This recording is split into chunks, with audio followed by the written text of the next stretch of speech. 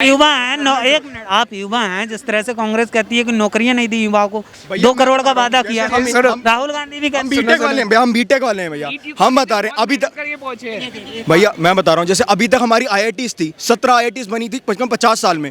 7 नई IITs बन चुकी है भैया पिछले कुछ 7 सालों में। आप सोचो कितना डेवलपमेंट हो रहा है। लोग कहते हैं कि सब सिर्फ मंदिर बनाती है बीजेपी सरकार, ये सब। भैया आप देखो हमारी यूनिवर्सिटीज कितनी बढ़ रही है। 1500 यूनिवर्सिटी नहीं खुल चुकी है भैया इंडिया में। अब आप देखो सर्जिकल स्ट्राइक उड़ी, जब भी हमारे ऊपर अटैक होगा बदला लिया जाएगा। अब कितने कम हो गए अटैक। डिफेंस मिनिस्ट्री में हमारा देखो, पहले हमारे प्राइम मिनिस्टर जाते थे साइड में खड़े होते, अब आप मोदी जी का रौला देखो।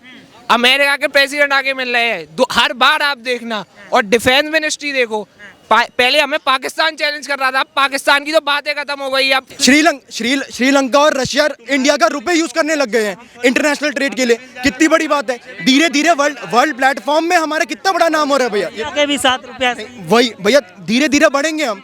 अभी देखिए हर कंट्री इंडिया का सपोर्ट चाहता है भैया। पहले टर्की कितना अगेंस्ट में बोलता था, आजकल टर्की तक हमारे साथ बात करता है भैया। ये देखिए आप, ये होता है। आपको सर्दी से डर लगता है? नहीं, आपको लगता है, आपको डर लगता है इसलिए आपने जैकेट पहनी है। मेरे को नहीं लगता, इसलिए मैं हाफ टी शर्ट में। बातें सुनो उनकी हुई है, उनको प्राइम मिनिस्टर बनाएंगे, उनको हम चपरासी नहीं बनाए। और उसके लिए भी रिजर्वेशन लगेगा उनका, और उनको भाई हर किसी को रिजर्वेशन देना है। और प्याज डाल के सोना निकाल रहे हैं, वो अजीब इंसान है भैया। आएंगे तो मोदी जी 2024 2029 में भी, ठीक है। क्यों लाना चाहते हैं भैया? आप युवा हैं एक मिनट, आप युवा हैं। जिस तरह से कांग्रेस कहती है कि नौकरियां नहीं दी युवाओं को, 2 करोड़ का वादा किया। राहुल गांधी भी हम बीटेक वाले हैं भैया, हम बीटेक वाले हैं भैया। हम बता रहे हैं अभी तक भैया, मैं बता रहा हूँ जैसे अभी तक हमारी IITs थी, 17 IITs बनी थी 50 साल में। 7 नई IITs बन चुकी है भैया पिछले कुछ 7 सालों में। आप सोचो कितना डेवलपमेंट हो रहा है। लोग कहते हैं कि सब सिर्फ मंदिर बनाती है बीजेपी सरकार, ये सब। भैया आप देखो हमारी यूनिवर्सिटीज कितनी बढ़ रही है। 1500 यूनिवर्सिटी नहीं खुल चुकी है भैया इंडिया में। तो इस हिसाब से जो कितना प्रोग्रेस चल रहा है, वो तो बस आपको प्रोपेगेंडा की टाइप दिखाते हैं कि सब मंदिर बन रहे हैं, ये बन रहे हैं। पर ओवरऑल आप देखेंगे बड़े व्यू में तो भाई बहुत कुछ हो रहा है। और जैसे हमारी बात करेंगे तो हर प्लेसमेंट्स और लगातार ऊपर जाते जा रहे हैं भैया। सीट्स लगातार बढ़ती जा रही है। हमारा जो IIT जे, मैं सिर्फ JEE की बात कर रहा हूँ तो 25 यूनिवर्सल कंट्रीज में हमारा JEE का पेपर हो रहा है। यूनिवर्सल हो गया भैया। आप सोचो कितना आगे बढ़ते जा रहे हैं हम लोग। ऐसी मतलब कई चीज़ें हैं, कई फैक्टर में। हमारी इकोनॉमी देखो भैया, 3 ट्रिलियन की इकोनॉमी पहुंचने वाले हैं हम। वर्ल्ड की 5वीं नंबर की पर कैपिटा इनकम मतलब GDP पहुंच चुकी है हमारी इंडिया की। आप वो देखो, इस टाइम में हमारा डेवलपमेंट होता जा रहा है। कोविड वैक्सीन में फॉरेन और डिफेंस मिनिस्ट्री में हमारा देखो, पहले हमारे प्राइम मिनिस्टर जाते थे साइड में खड़े होते, अब आप मोदी जी का रौला देखो। अमेरिका के प्रेसिडेंट आके मिल रहे हैं हर बार, आप देखना। और डिफेंस मिनिस्ट्री देखो, पहले हमें पाकिस्तान चैलेंज कर रहा था, अब पाकिस्तान की तो बातें खत्म हो गई। अब सिर्फ बातें होती है चाइना की। चाइना भी डरता है मोदी जी से। अब हमारे हिंदुस्तान की पोजीशन इतनी अच्छी है कि हम ग्लोबल पावर बन के रहेंगे। बस देश हित में अगर काम की बात करें, कौन सा काम पसंद आया जिसकी वजह से आप तीसरी बार मोदी जी को लाना चाहते हैं? सबसे मेन मुद्दा है तो देशभक्ति। पहले 2014 से पहले आप देखना कितने आतंकवादी अटैक होते थे, कितने बॉम्ब ब्लास्ट होते थे, कुछ होता था। अब आप देखो सर्जिकल स्ट्राइक उड़ी, जब भी हमारे ऊपर अटैक होगा बदला लिया जाएगा। अब कितने कम हो गए अटैक। राहुल गांधी की बात करें, आप कह रहे हैं कि भारत जोड़ो यात्रा की बात करें। राहुल गांधी लगातार मेहनत कर रहे हैं, भारत को जोड़ रहे हैं। क्या में नहीं जाना नौकरी करने, हमें यही मारना है। हम जो बेरोजगारी है ना, इनको मालूम नहीं। जब हम दुकान में जाते हैं ना, भाई साहब बोलते हैं भाई साहब एक काम पर बंदा रखना, कहता बेटा काम है ही नहीं है, काम है ही नहीं है। आज हमारे दुकान में 200 मार्केट में दुकान है, सिर्फ 10 दुकान पे काम चलने से क्या बाकी लाला बनिया के खुशी मिल जाएगा? इस पे कोई तो उठाता नहीं है। हमारे फॉरेन देश में हम कमाने नहीं जाएंगे, हम इंडिया के पैदाइश से इंडिया में मरेंगे, लेकिन हम फॉरेन देश में नहीं जाएंगे। मोदी जी के बेरोजगारी पर भी देखना चाहिए।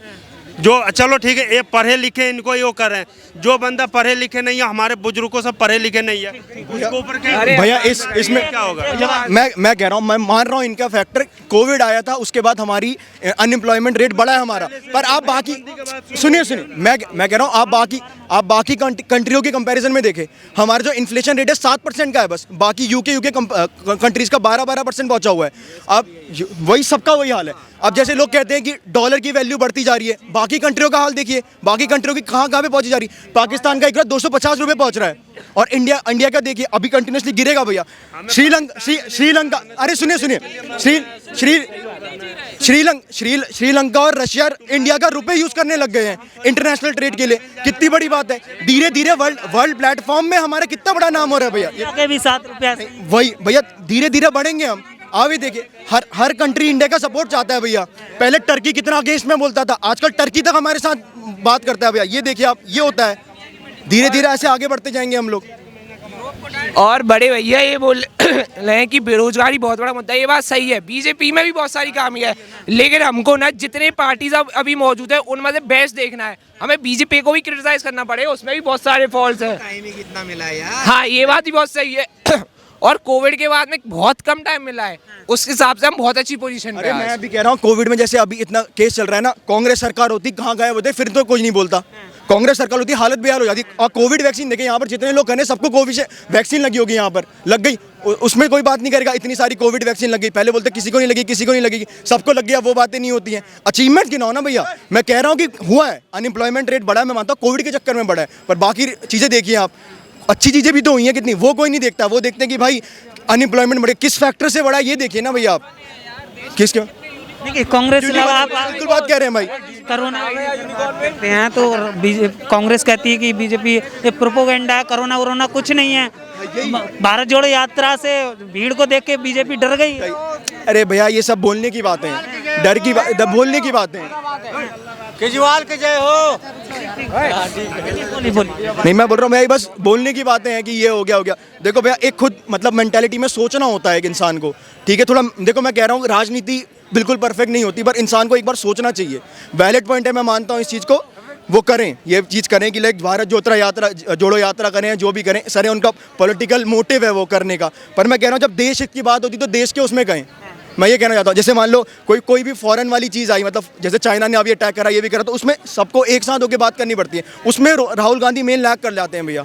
उसमें पॉलिटिक्स नहीं होनी चाहिए कभी भी। जब देश के हित में बात आती है, सारी पार्टीज को एक साथ होकर सोचना चाहिए। इसमें राहुल गांधी लैग करते हैं, और मुझे सबसे मेन पॉइंट यही लगता है कि राहुल गांधी थोड़ा इसमें मैच्योरिटी दिखाएंगे तो वो आगे मतलब बेटर हो सकता है भैया। मैं ये तो नहीं कह सकता कि कंपैरिजन हो सकता है, पर बेटर हो सकता है। लगातार भाजपा पे आरोप लगते रहते हैं कि बड़े बड़े जो उद्योगपति है ना, उनका ही भला हुआ है, उनका ही फायदा हुआ है, आम जनता पिस रही है मोदी सरकार में। क्या कहेंगे इसको लेकर?